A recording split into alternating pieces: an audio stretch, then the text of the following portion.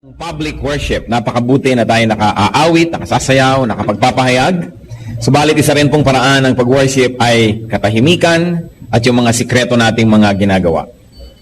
One of the priorities of Christ was His private spirituality. So Mark 1:35, very early in the morning, while it was still dark, Jesus got up, left the house, and went off to a solitary place where He prayed. Nakikita po natin ang pagpapahalaga ng Panginoon sa tahimik na pagsamba, sa private worship.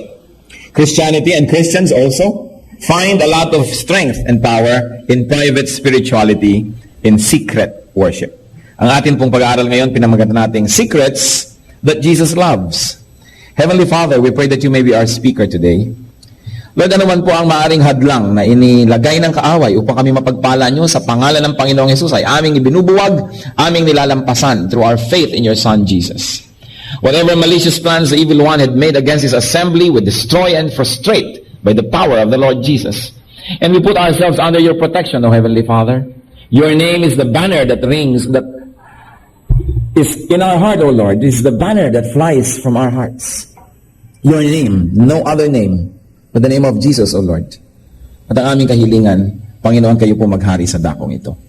Maghari kayo sa aming kalagitnaan at higit sa lahat maghari kayo sa aming puso.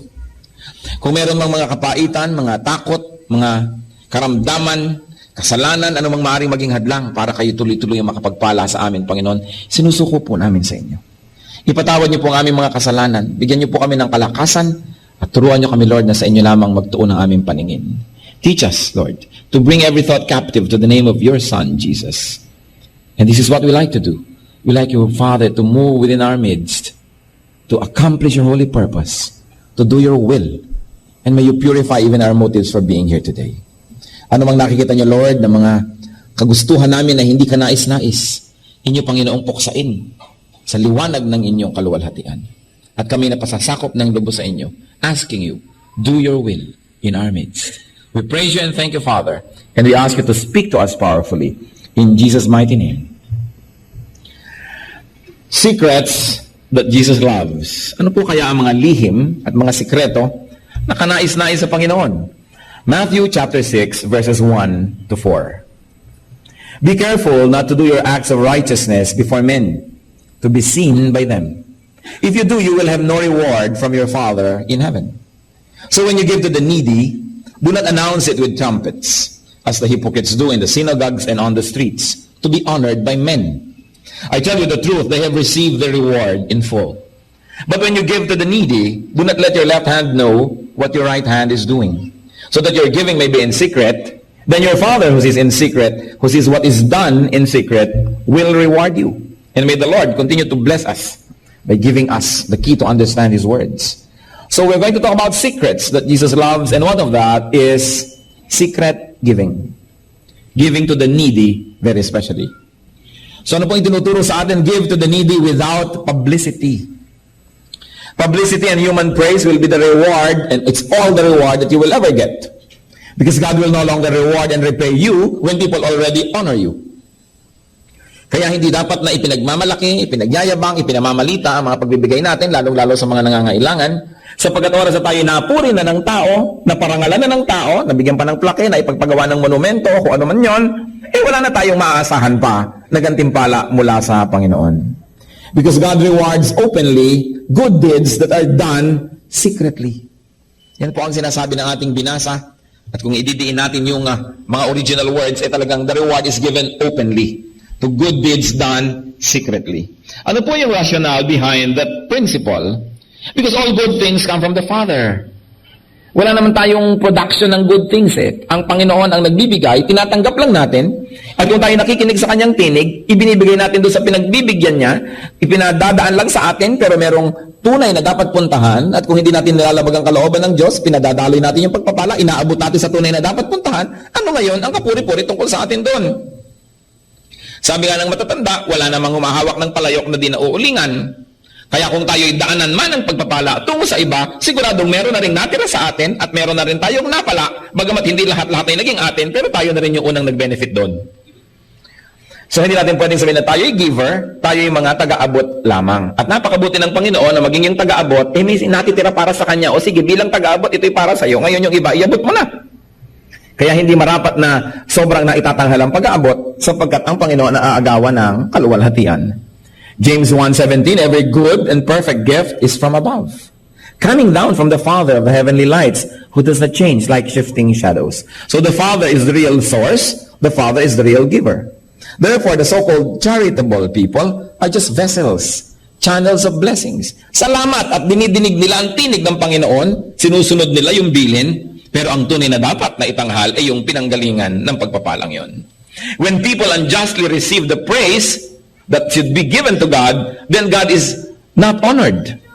And when people keep themselves out of sight, when people get out of the way, God is honored. When recipients do not and cannot identify the channel of blessing, they inevitably look up to the source who is none other than God.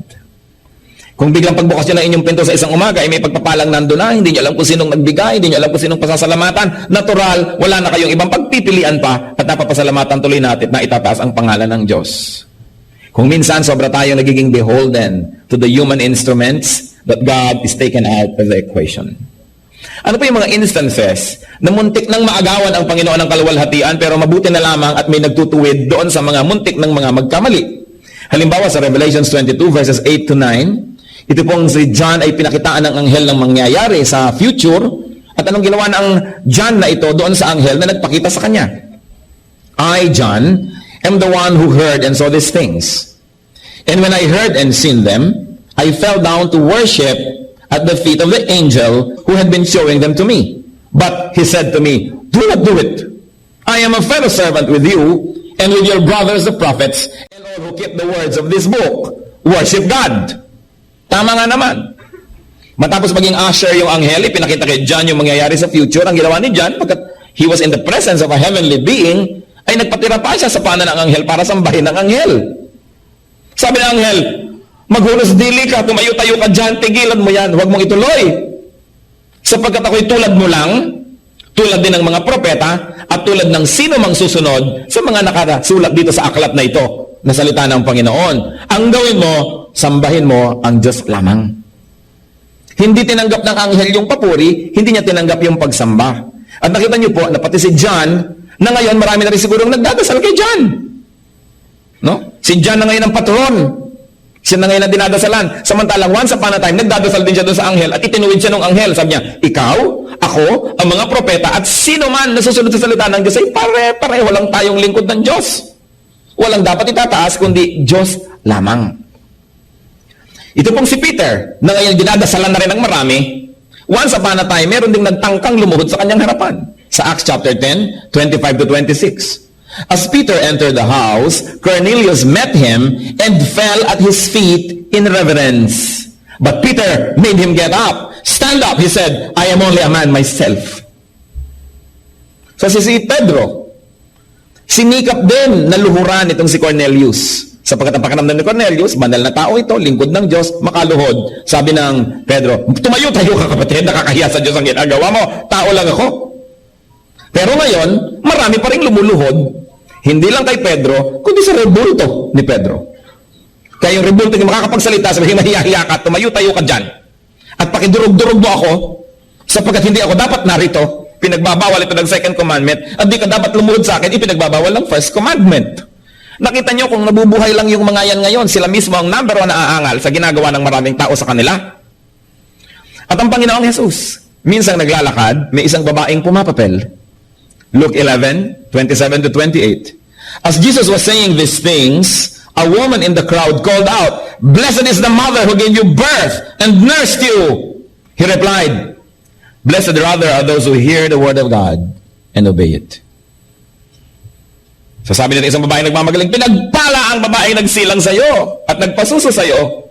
Ang sinabi niya, ang tunay na pinagpala, yung nakakarinig ng salitang ito, nakikinig at sumusunod. Itinutuwid, sapagkat kung sino-sino ang binibigyan ng honor ng mga tao, liban sa Diyos at sa salita na nanggaling mismo sa Diyos. Kung magbabasa lang ng Biblia ang ating mga kababayan, maraming mga kabaliwan ang dali-daling mapapanaw. Mga pagsamba kong kani-kanino, pagluhod kong kani-kanino, pagdarasal kong kani-kanino, ang binibigyan ng papuri kung sino-sino. Ang binibigyan ng pasalamat kung sino-sino. Ay, salamat, tumigil ang baha. Bakit? Kasi nagdasal kami dito. Ay, salamat, tumigil ang bagyo. Ay, salamat, nagkaroon tayo ng mapayapang gobyerno. Ay, salamat, nagkaroon tayo ng ganito. Kanina nagpapasalamat, hindi sa Diyos, kung kani-kanino. Kaya di naman matapos-tapos ang mga pasanin na inihahampas sa atin ng langit, sapagkat hindi tayo kumikilala sa tunay na dapat kilalanin. When God is honored, when truth operates, God blesses. Sapagkat ang karangalan ay para lang sa Diyos. Siya lang ang bagay tumanggap ng ganong mga bagay. Ngayon po, kailan ba maaaring halimbawang magbigay ka na nakikita ng iba? Kasi ang sinasabi natin, nagbibigay tayo na hindi ka tayo nakikita ng iba. Kailan kaya pwede na nagbibigay ka ng hindi nakikita ng iba? One is giving to the needy, to instruct, or to inspire, or to set an example. Halimbawa, nagbibigay kayo sa mga nangangailangan, nakikita ng inyong anak, nakikita ng mga bata, di mabuting nakikita nila para nagkakaroon ng halimbawa. O nakikita tayo ng iba para naman tayo itularan, para makita rin nila, ma-inspire din sila, pero wala tayong mga iniisip to promote ourselves. But at the least, we allow our good deeds to be seen so that they may become good examples to others. And also, kung minsan, yung mga good deeds natin, ina-announce natin to promote order. Halimbawa, magdo-donate kayo sa isang church, sa isang institution, hihingi kayo ng resibo.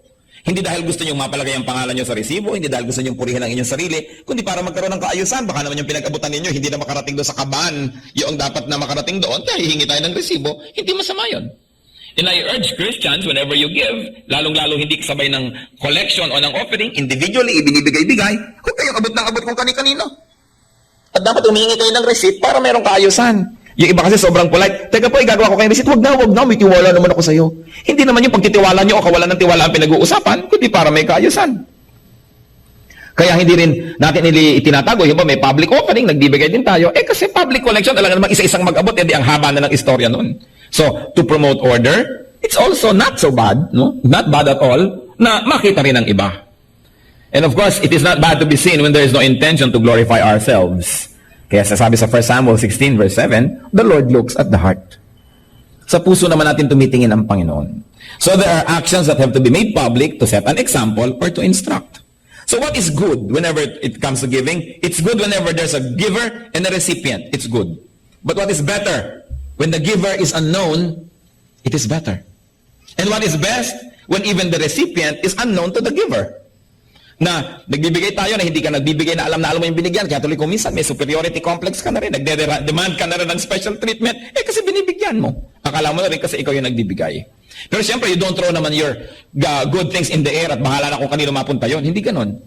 But sometimes there are institutions we can trust. Na ito po ang gusto kong itulong kung kaninong nangangailangan. Kayong nakakaalam kung sino yon. Kayo na ang magparating. Maski hindi ko na malaman kung sino yon. Pero kailangan siyempre napatunayan na ng institusyon na katiwa-tiwala naman na gawin ang ganong mga transaksyon. So, secret giving is honorable to God. What else? Matthew 6, verses 5 to 6. And when you pray, do not be like the hypocrites. For they love to pray, standing in the synagogues and on the street corners to be seen by men. I tell you the truth, they have received their reward in full. But when you pray, go into your room, close the door, and pray to your Father who is unseen. Then your Father who sees in what is done in secret will reward you. And may I be emphatic, this is the Lord Jesus speaking. Pati po yung ating binasa kanina na tungkol sa secret giving. Ito yung tinatawag na Beatitudes ng Panginoon, yung kanyang mga sermon na galing yan mismo sa kanyang labi. So what other secret is loved by Jesus? Secret prayer. So do not pray for the sake of publicity. Do not pray for the sake of show. Those who are recognized, praised, and honored by people because of praying will get only that. Human recognition. Wala nang hihigit pa ron, yun na. Pag napuri ka ng tao, uy siya madadasalin, uy siya banal, naku purihin ng Panginoon, madasalin itong kapatid na ito. Napuri ka na ng tao, wala ka na dapat antayin na papuri pa mula sa Panginoon. So what can we learn? Is to value private prayer. We should pray privately. To pray secretly. Those who pray secretly will be rewarded openly by God. Makikita ng tao na talagang nire-reward ka ng Panginoon, bine-bless ka. Hindi maitatago, hindi maikukubli. And what's the rationale behind this? People who pray publicly and openly usually get the credit. They usually get the honor. And then usually, people become dependent on them. Ay naku, wala pa ang ating mga prayer warrior, paano na kaya tayo? Ay naku, wala yung mga prayer leaders natin, paano na kaya tayo? Eh bakit wala ba yung Diyos? Pag may isang taong gustong mag-pray, nandun naman ang Diyos na pe-prayan, eh di kumpleto na ang mga pangangailangan. But sometimes, self-start. Ang Diyos ang mahalaga. Pag may nananalangin at may pinapanalanginan na Diyos, kumpleto na yon. Kaya kung minsan, some people can make themselves look so important as if prayer would not be complete without them. Naaagaw ang kaluwalhatian ng Diyos. Lalong-lalo yung mga inaasahan natin, prayer for healing. Siyempre, you become emotionally dependent. Pagka may mga tao na, ito, nananalangin para ka gumaling. May mga palapat-lapat pa ng mga kamay, mga papunas-punas sa mga langis-langis at pakaway-kaway ng mga panyo-panyo, kung ano-ano na yung mga props. Alam natin yung itinuturo sa scripture na anointing of oil, eh hindi for its sacramental value. Hindi yung dahil in-anoint ka, may value yon at merong pampagaling yon. Yung context ng anoint the sick with oil is for its hygienic purpose and for its social purpose. Ibig sabihin, pabanguhan na yan, lotion na. Ibig sabihin, i-claim natin gagaling na, babango na yan at makikihalubilo sa atin. So anoint with oil. Hindi yung pinahiran mo ng oil, nagpagaling tuloy yung oil. Nagiging superstitious ang mga tao. Ay, paano tayo gagaling? Walang oil. Ay, paano tayo gagaling? Walang panyong puti. Ay, paano tayo gagaling? Walang palaspas. Paano tayo gagaling? Walang ganito. Anything that you place between you and God becomes an idol. Anyone that you place between you and God also become an idol. Kaya malinaw sa atin dapat yun. Even the Lord wanted His healing ministries to be kept secret. Ang nakakapagtaka, ang Panginoon, inililihim ang kanyang healing ministries, tapos meron namang mga tao na yun ay pinakakabunyag-bunyag at yan ang pinakakapromote-promote healing ministry. Baligtad. Sa Luke 8:56, isang batang babae ang namatay at binuhay muli ng Panginoon at matapos buhayin mula sa kamatayan, her parents were astonished. But He, meaning the Lord Jesus, ordered them not to tell anyone what had happened. At sa Matthew 7:36, isa pong deaf and mute, isang bingi at pipi, ang pinagaling ng Panginoon at pagkatapos anong utos niya, Jesus commanded them not to tell anyone. Ayaw ng Panginoon na ang mga tao pagkaguluhan siya dahil lang sa healing ng katawan. Gusto niya ang mga tao ay lumapit para isuko ang mga kasalanan, ihingi ng tawad at magkaroon ng bagong buhay. At manaka-naka ang Panginoon ay nahahabag naman sa mga tao, pinapagaling na rin sila sa kanilang mga karamdaman, subalit hindi siya dumating sa lupa para magpagaling ng mga physical illnesses. Dumating siya para magturo tungkol sa kasalanan at ang mga tao ay gumaling sa kanilang spiritual illnesses. At bonus na lang kung yung physical illness ay mapasama sa pinagaling. Pero siyempre, kung tayo ay may nararamdaman, kung ang mga mahal natin sa buhay ay may nararamdaman, ay kuminsan ay pinadidimlan na rin tayo ng pag-iisip. Sometimes our reason is also clouded by very immediate needs, especially to alleviate pain, to the point that we give so much importance to physical healing when it is not the reason why Christ came to the world. Siya I came to call the sinners to repentance. Kaya mag-ingat-ingat din tayo sa mga ministry ng mga healing na wala namang mga repentance itinuturo. Dumating kayo lahat sa luneta at sa isang iglap, gagaling kayo na hindi malamang tinuturoan ng espiritu na magsisi sa kasalanan, hindi tinuturo ang magpasakop sa Diyos. Ang inuuna, physical lang. Kung physical, gumaling ka. Tapos, paglakad mo sa Mandaroon ay nasagasaan ka ng jeep at namatay ka rin, nagpunta ka pa rin sa impyerno, di baliwala. Kaya importante, inuuna yung espiritu. The Lord never emphasized the healing aspect of that ministry. Dahil lamang case to case, papagalingin niya, nahahabag siya. Pero hindi siya nagkaroon ng healing crusade kahit kailan. Alas 3 ng hapon, sa darating na linggo, magkita-kita tayo sa Gethsemane at may healing crusade. Walang ganun. Bagamat healing is available to people in faith, pero hindi yun ang number one. Ipinalilihim nga ng Panginoon. So beware of persons who publicize too much the aspect of prayer and especially prayer for healing. That they place themselves daily indispensable in the economy of God. Meron pang mga akala mo mga prayer franchise holders. Nangyayari kahit sa ating bansa. There was once when there was a group who wanted to lead a big prayer rally. No? At merong tumutol ng grupo, sabi, prayer yan, dapat kami. Kasi kami ang kilala na prayer ministry. Bakit kayo? At kutakot-takot na sigalot ang nangyari on national level, mga kapatid, kung sino ang dapat manguna sa prayer. Nakakahiya. Kasi walang may franchise sa prayer, ang lahat ng anak ng Diyos ay maaari manalangin at dapat manalangin. Hindi masyadong ini-specialize ng ganyan mga bagay na yung mga iba hindi na nagpe-pray kasi meron namang prayer warrior na nagpe-pray. Everybody should be prayerful. So, kailangan, nakikita po yung even our secret prayer. Importante yung public prayer, kung ito ay talagang collective prayer, nakikita ang ating unity, pero hindi yun ang lahat-lahat. napakahalaga rin po ng personal, secret prayer na kayo lang at ang Diyos ang nag-uusap. It is important. At ano pa po ang gusto ng Panginoon ng mga lihim sa ating buhay?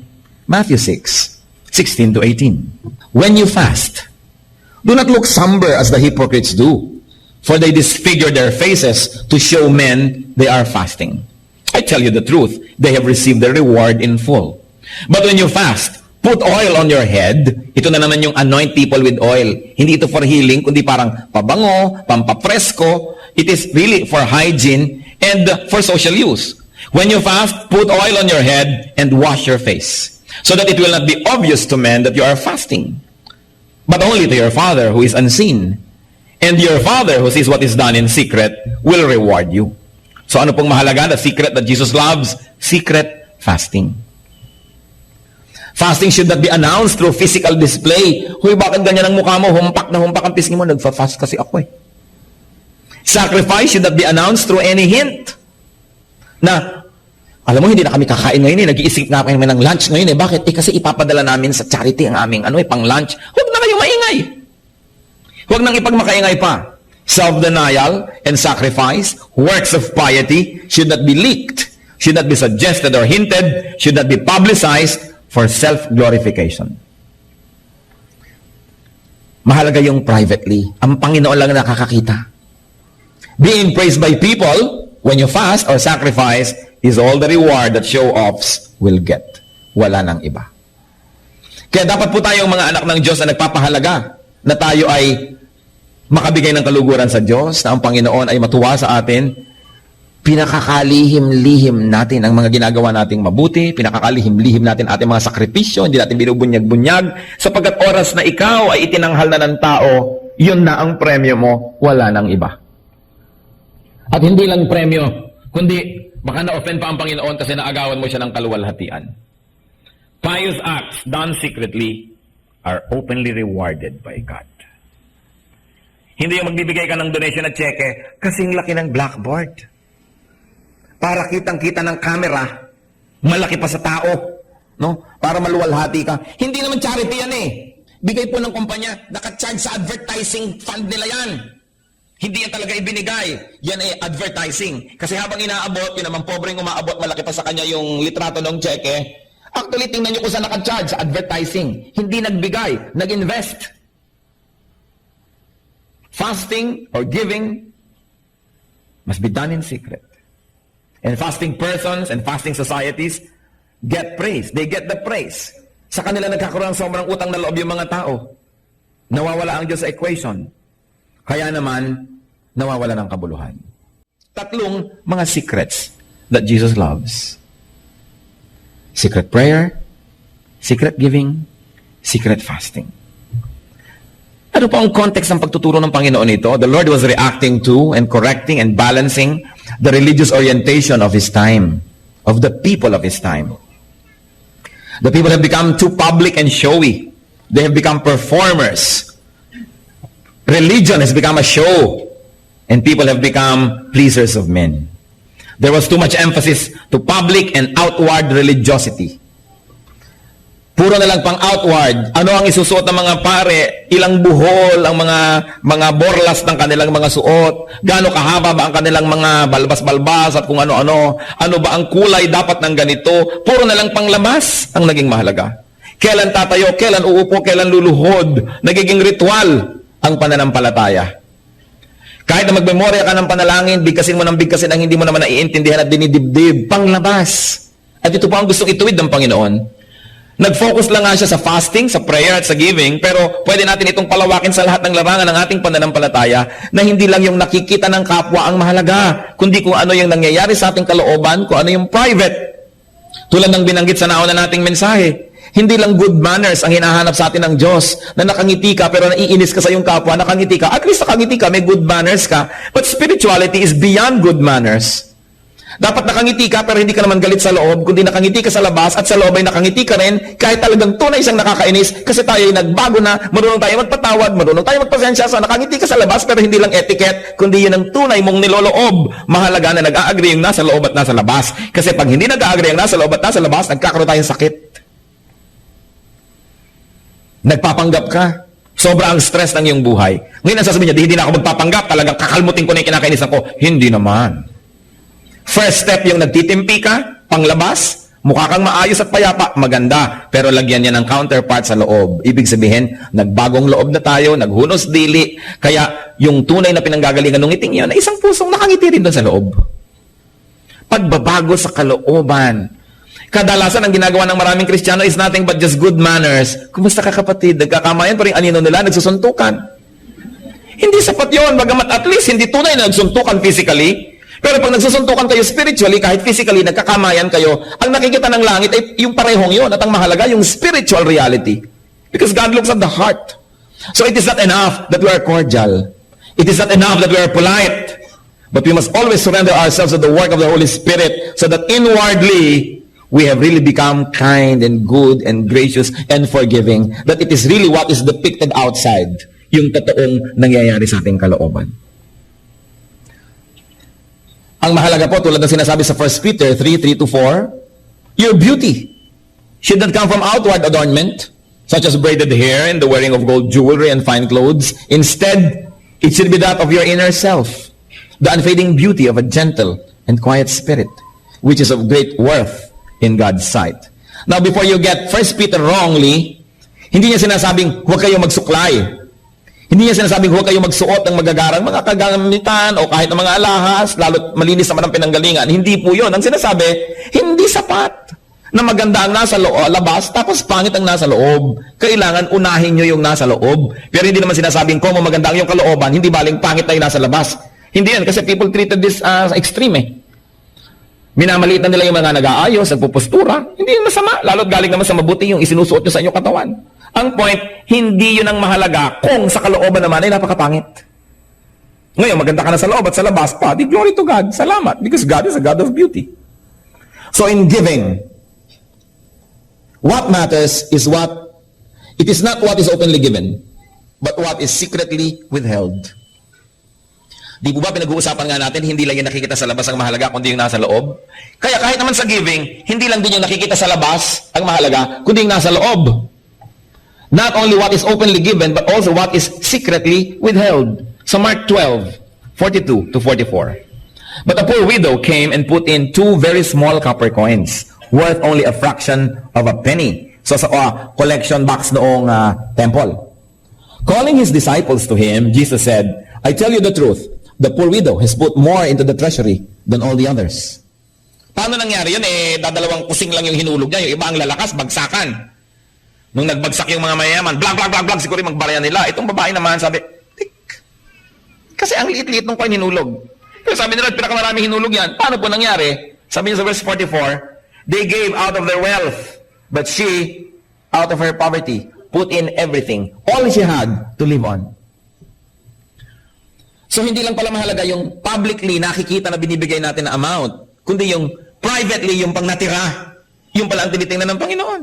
Hindi naman pinigil ng Lord yung babaeng, kawawa ka naman babae, exempted ka na, mahirap ka naman, huwag ka na magbigay. Hindi pinigil. Kasi bakit hindi pinigil? Kasi alam naman ng Panginoon, yung binibigay natin, minumultiply niya. So habang nagbibigay tayo, hindi niya tayo pinipigil para siya may mamultiply.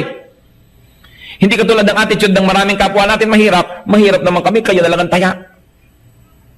Mayroong need yung church, yun na lang mayayamang pamilya ang magbigay. Kami na lang dito ang taga-upo, sila magbigay ng silya.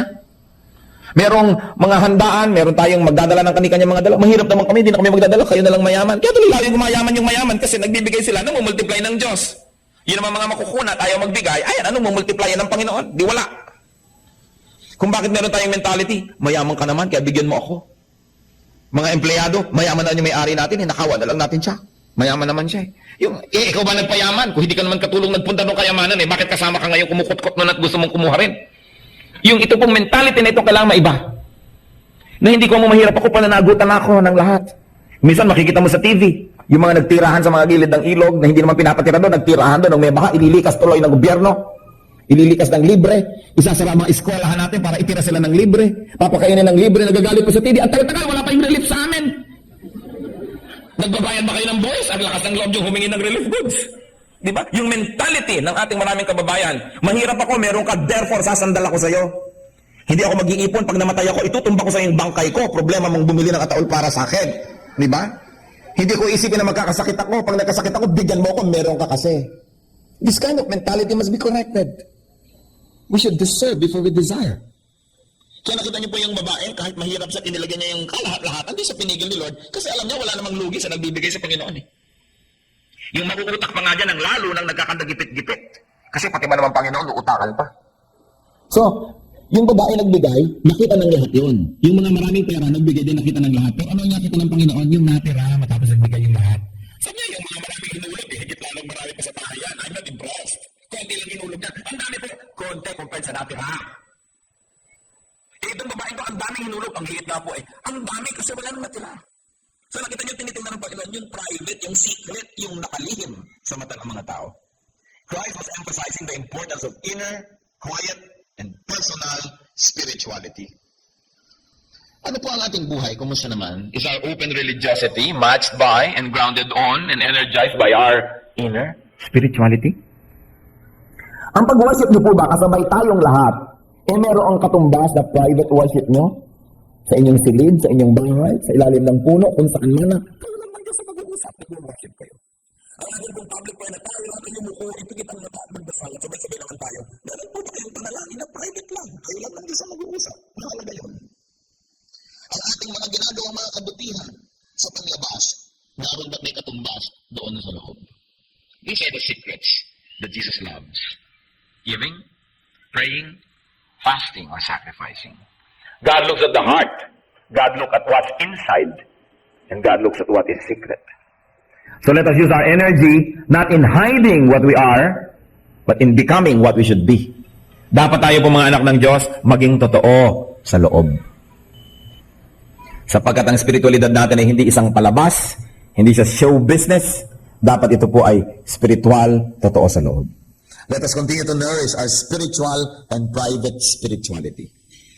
Mahalaga na nagtitipon-tipon tayo, nagkikita-kita, maraming group activities. Kasing halaga rin po nun, private spirituality, private prayer, private devotion, private reading of God's Word, private worship. Napaka-importante sa ating paglagong spiritual. Ama naming Diyos, tunay nga you are God of balance. Hindi lang panglabas ang mahalaga sa inyo, kundi yung pangloob din. Higit pang ang mahalaga. Pakisuri niyo po kami, Panginoon, kung tunay nga magkatugma ang panglabas naming buhay at pangloob. Sa pakikitungo namin sa kapwa, yung bang nakikitang ngiti sa aming labi, ay may katumbas ng ngiti sa loob ng aming puso. Yung bang aming mga pagsamba sa iyo, pag marami kaming kasabay, ganun nga kaming sumamba sa iyo kung tayo'y napag-iisa lang, Panginoon. Ipakita mo po sa amin, Panginoon, that deep spirituality is private. It's between you and us, privately, secretly. Ano po ba mga lihim na buhay ng mga kapatirang nakaharap sa inyo ngayon? Anong mga kabutihan at mga kabanalan ang nakikita sa labas, Panginoon, subalit ano namang mga karumihan ang nasa loob na tanging kayo ang nakakakita? Siyasatin niyo po kami. Inihahayag namin sa iyo ang aming puso. Napahihi po kami, Panginoon, humihingi ng kagalingan. At sa sino mang mga kasama namin ngayon na may mga lihim na buhay, mga lihim na bahagi ng buhay, nawa, Panginoon, ang mga lihim na ito. Tapunan mo ng iyong liwanag. Sunugin mo ng apoy ng iyong kapangyarihan. Mga lihim na masasama at di tama. Mga lihim na nakahihiya. Mga lihim, Panginoong, iniingat-ingatan.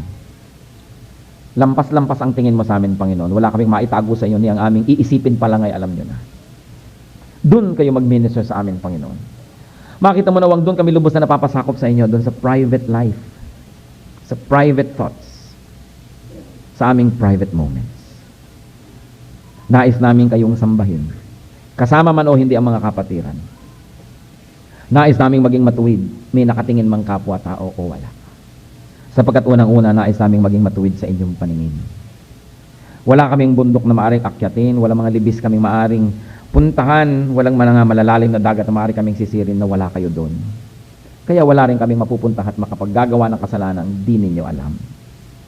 Panginoon, nawa, kumilos ang Espiritu nyo sa aming buhay. Ipakita nyo sa amin ang kalagayan ng aming private worship ng aming private spirituality, yung kayo lang ang nakakakita.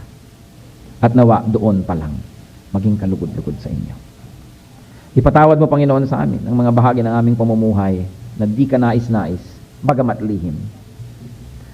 Hindi bagay sa iyong mga anak kami mga iniingatang mga madidilim na lihim, sapagkat kami mga anak ng kaliwanagan. And if we walk in the light, as you are in the light, we have fellowship with you and with the brethren. Ituro mo sa amin, Panginoon, ang kahalagahan noong totoo, noong panloob, noong pangsarilinan lamang natin. Mga kapatid, patuloy tayong manalangin sa Panginoon. Humingi tayo ng pagkilos niya. Kung meron sa ating mga nagtitigas-tigasan ng puso, may mga lihim na compartment ang buhay natin, mga lihim na mga relasyon, lihim na mga gawain, lihim na mga hangarin, hindi ka nais-nais sa Diyos, isuko lahat ito. Hindi naghahabol ang Diyos ng panglabas na relihiyon. Ang hinahanap niya, personal na kabanalan. Hayaan ang Espiritu ng Diyos humipo sa ating lahat. Kahit sa palagay natin tayo'y tama at matuwid, walang tunay na matuwid sa harapan ng Panginoon. Patuloy tayong magsuko. May the Spirit of the Lord search our inmost being. And may we find refinement through the fire of the Holy Spirit. Let's be alone with the Lord for a while.